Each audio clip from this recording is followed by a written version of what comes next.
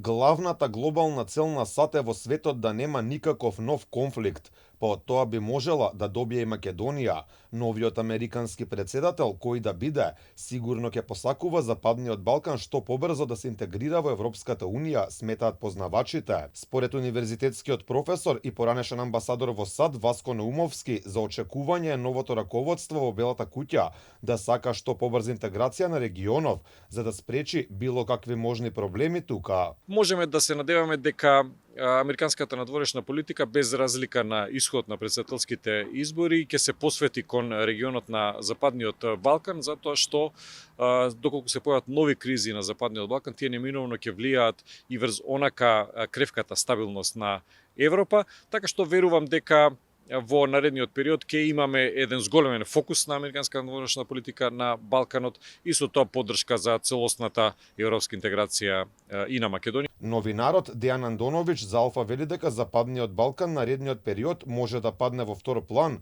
а тоа да представува поголем притисок за европските земји да забрзаат евроинтеграцијата на државите, меѓу кои и Македонија. Ќе биде оставен на Европската унија, на европските држави, кои сега ќе мораат повеќе да придонесат и да се заангажираат за односите, политиката и се тоа што се случува на Балканот.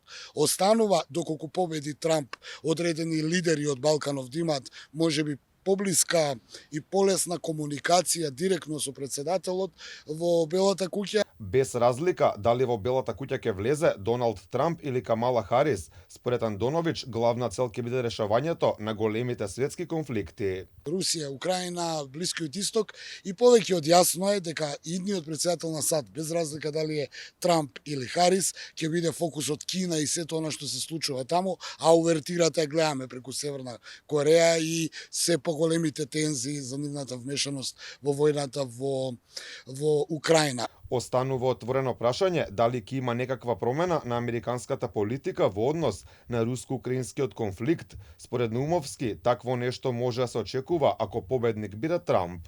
Најголемата разлика и меѓу кандидатите и по евентуалната победа на Доналд Трамп и промената во Белата куќа би се однесувале на промената во однос на американската надворешна политика кон руско-украинската криза.